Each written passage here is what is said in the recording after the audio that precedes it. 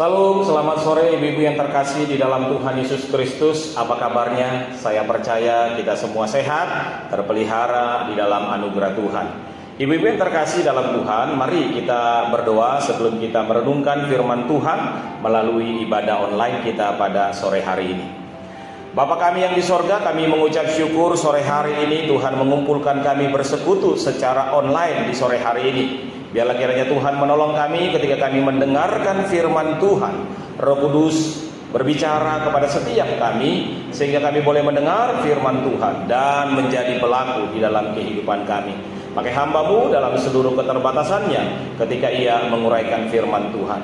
Terpujilah Engkau Bapa, di dalam nama Tuhan Yesus kami berdoa, kami bersyukur. Amin. Ibu-ibu yang terkasih dalam Tuhan, tema kita hari ini adalah tetap tegar di masa sukar, yang diambil dari Kisah Para Rasul pasal 27 ayat yang ke-14 sampai ayat yang ke-26. Tapi saya akan membacakan ayat yang ke-22 sampai ayat 26 saja. Demikianlah firman Tuhan. Tetapi sekarang juga dalam kesukaran ini aku menasihatkan kamu supaya kamu tetap bertabah hati, sebab tidak seorang pun di antara kamu yang akan binasa kecuali kapal ini. Karena tadi malam seorang malaikat dari Allah, yaitu dari Allah yang aku sembah sebagai miliknya, berdiri di sisiku.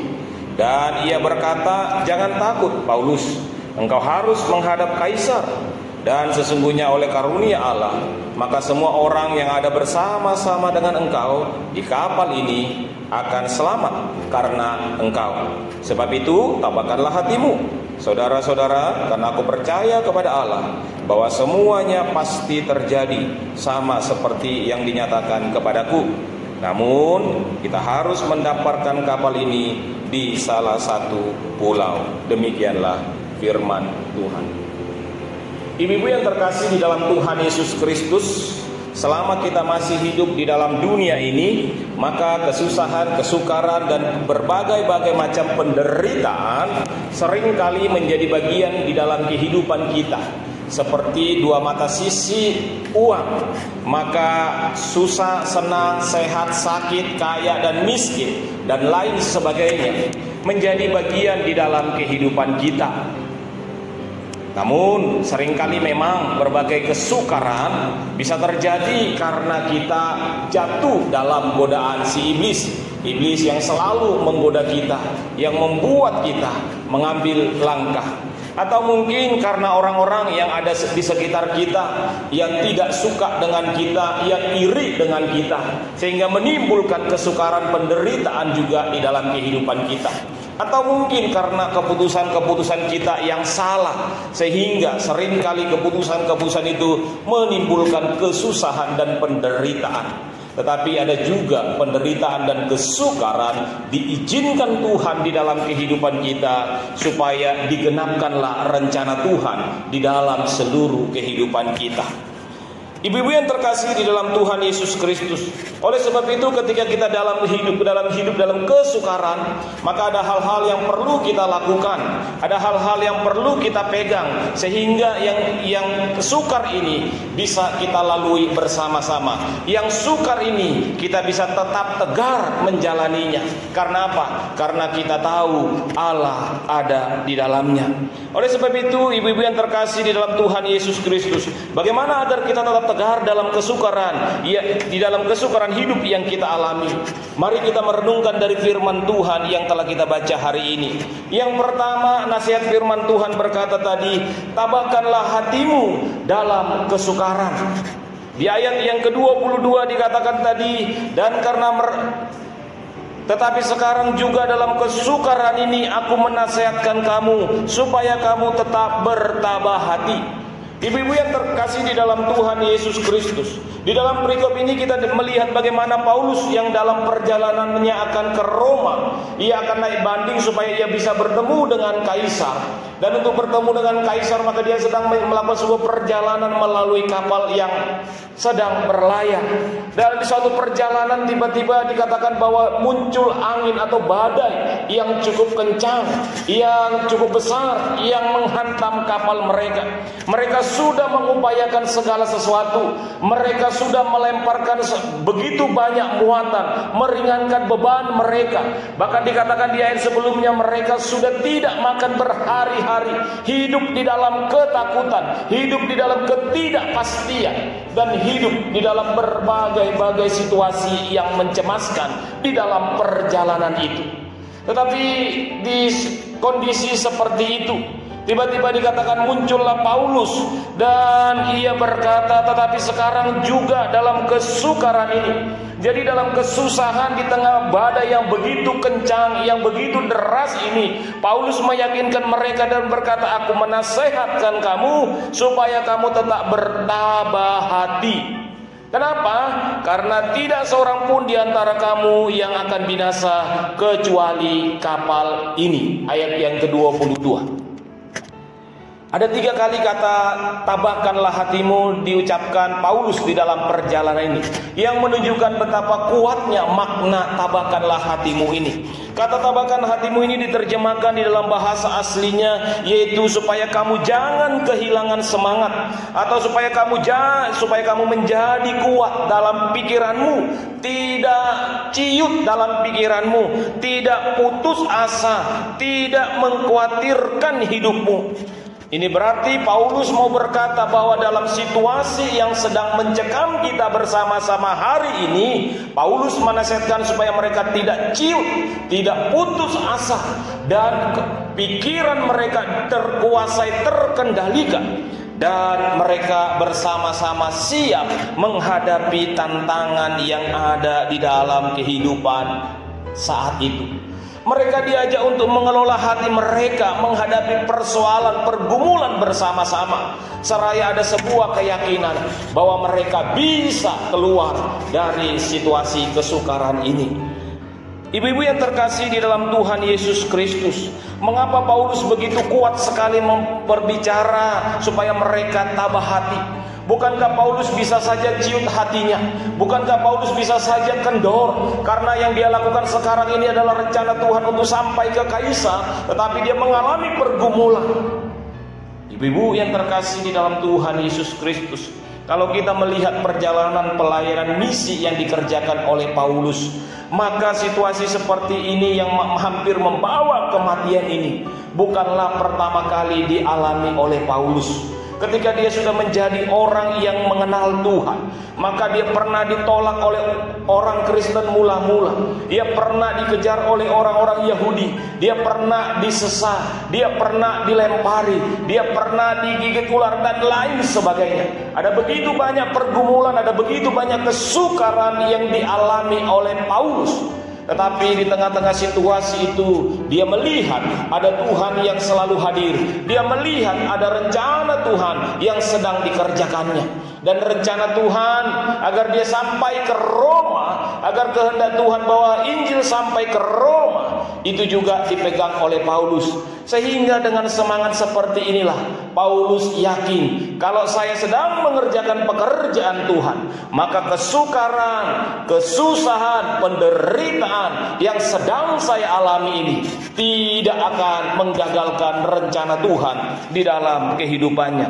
Oleh sebab itu, ibu-ibu yang terkasih di dalam Tuhan Yesus Kristus, di situasi seperti inilah Paulus mengangkat hati mereka supaya mereka yakin dan kuat bahwa mereka tidak binasa kecuali kapal ini. Tetapi untuk itu mereka harus menguatkan hati mereka. Untuk itu mereka harus punya semangat bahwa mereka akan tetap bertahan dan kuat.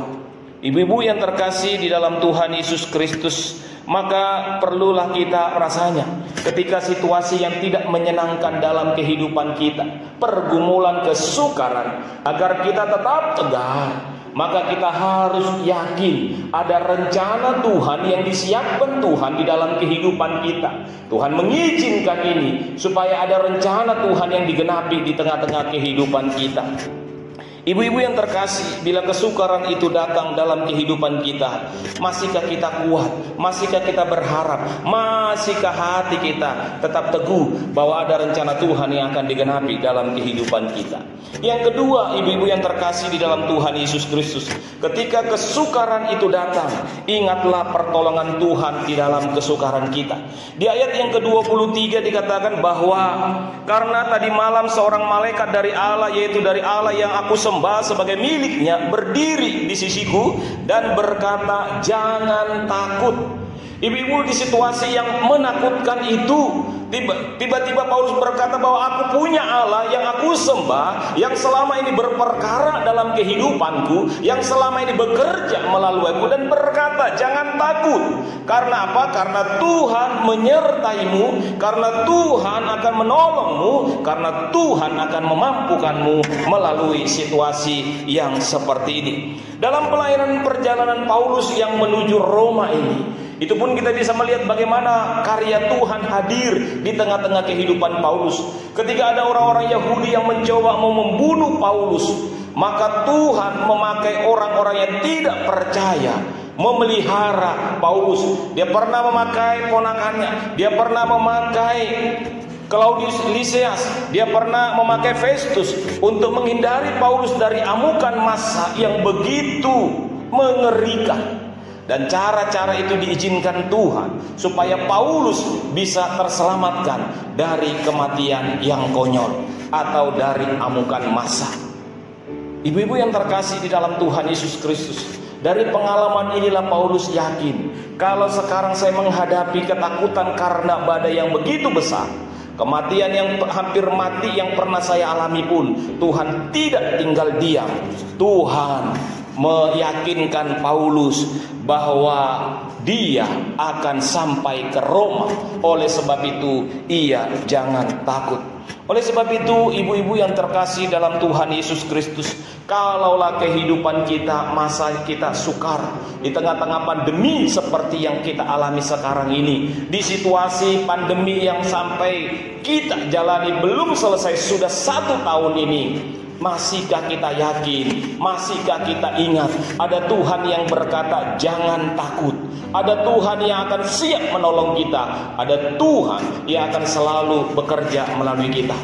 Tuhan bekerja melalui Paulus karena Paulus sedang mengerjakan kehendak Tuhan. Maka kalau kita masih hidup di dalam Tuhan, yakinlah ibu-ibu yang terkasih, kita pun pasti akan ditolongnya. Maka ketika masalah hadir, ingatlah Tuhan pasti menolong kita dan memberikan jalan keluar selama kita berkenan kepadanya. Apapun kesukaran kita, yakinlah Tuhan hadir dan berkata, jangan takut sebab aku menolongmu. Dan yang ketiga, ibu-ibu yang terkasih, bagaimana kita supaya tetap tegar? Mengapa kita harus tegar? Karena kesukaran seringkali dipakai Tuhan untuk menyatakan kemuliaan atau berkat bagi orang lain. Ini yang menarik, ibu-ibu yang terkasih. Kita melihat di dalam bacaan kita tadi di ayat yang ke-25 sampai ayat yang ke-26 bahwa Paulus berkata bahwa tidak seorang pun yang akan binasa. Melalui pertolongan Tuhan kepada Paulus, maka orang-orang seisi kapal itu tidak satu orang pun yang binasa. Melalui Paulus, orang-orang yang ada di kapal itu melihat kuasa Tuhan, melihat bagaimana Tuhan bekerja melalui Paulus. Dan di ayat yang ke-25 dikatakan, sebab itu tabakallah hatimu saudara-saudara, karena aku percaya kepada Allah. Dengan imannya yang tetap percaya, yang tetap tenang, yang tetap berharap ada pertolongan Tuhan, itu menggerakkan orang, itu membuat orang takjub. Dan pada akhirnya mereka boleh datang kepada Tuhan melalui Paulus. Mereka percaya kata-kata Paulus. Mereka percaya kepada Allah yang disembah oleh Paulus. Oleh sebab itu, ibu-ibu yang terkasih di dalam Tuhan Yesus Kristus, kalau kesukaran itu datang dalam kehidupan kita, mari jangan mengeluh, mari jangan marah. Jangan-jangan itu juga dipakai Tuhan bagi kita untuk menyatakan kemuliaan dan berkat bagi orang lain. Sehingga melalui semangat hidup yang kita pegang, melalui sukacita yang ada, menikmati berbagai kesukaran yang diizinkan Tuhan, yang tidak mudah itu, orang melihat bahwa kita punya Tuhan. Orang melihat bahwa kita tetap percaya kepada Tuhan. Oleh sebab itu, ibu-ibu yang terkasih di dalam Tuhan Yesus Kristus, ketika kesukaran dan kesusahan itu datang, supaya kita tetap tegar di dalamnya, maka ada hal yang harus kita lakukan. Yang pertama, ibu-ibu yang terkasih, tabahkanlah hatimu. Jangan kecut hatimu, jangan putus asa. Dan yang kedua, ingatlah ada pertolongan Tuhan di dalamnya, ada rencana Tuhan di dalamnya. Dan yang ketiga, ingatlah bahwa seringkali Tuhan memakai kesukaran itu untuk menjadi berkat bagi orang di sekitar kita. Sehingga melalui hidup kita yang tetap percaya kepada Tuhan ini, orang melihat bahwa kita punya Allah, dan itu menjadi berkat dan kemuliaan bagi Tuhan, dan menjadi berkat bagi orang-orang yang ada di sekitar kita. Kiranya Tuhan menolong dan memberkati kita sekalian. Amin. Mari kita berdoa. Bapa kami yang di sorga, kami bersyukur firman Tuhan mengingatkan kami melalui pengalaman Paulus yang sedang menghadapi badai angin yang cukup besar, yang mengombang-ambingkan kapal, yang bisa mengkaramkan kapal mereka. Tetapi kami diingatkan kembali melalui pengalaman Paulus, bahwa di tengah-tengah situasi yang sukar ini, kami harus menguatkan hati kami. Kami harus tetap tegar, kami harus tetap tabah, kami tidak putus asa, dan kami mengingat ada Tuhan yang selalu bekerja. Dan itu dijadikan Tuhan menjadi berkat bagi diri kami dan bagi orang-orang di sekitar kami. Tuhan, kalau hari-hari ini kami masih menghadapi masa-masa sukar, ajar kami tetap tegar, ajar kami tetap kuat. Seraya mengimani bahwa karya dan kehendak Tuhan melalui kehidupan kami tidak akan pernah dibatalkan, tidak akan pernah tergantikan oleh apapun. Biarlah rencana Tuhan yang indah untuk mendatangkan kebaikan itu boleh digenapi di tengah-tengah kehidupan kami, walaupun kami harus bergumul, walaupun kami harus hidup dalam kesukaran yang Tuhan izinkan. Berkati ibu-ibu, tabahkan hati mereka. Berkati ibu yang bergumul, berkati yang sakit, berkati yang sedang mengalami berbagai situasi yang tidak menyenangkan. Terima kasih, biar firman Tuhan ini bekerja melalui hidup kami. Dalam nama Tuhan Yesus kami berdoa, kami bersyukur. Amin. Terima kasih ibu-ibu, salam, Tuhan memberkati kita semua.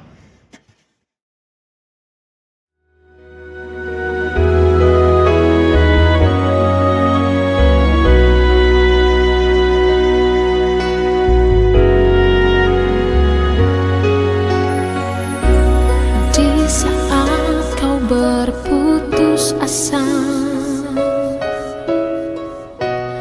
dengan semua yang ada, sedih sendiri yang kau rasa,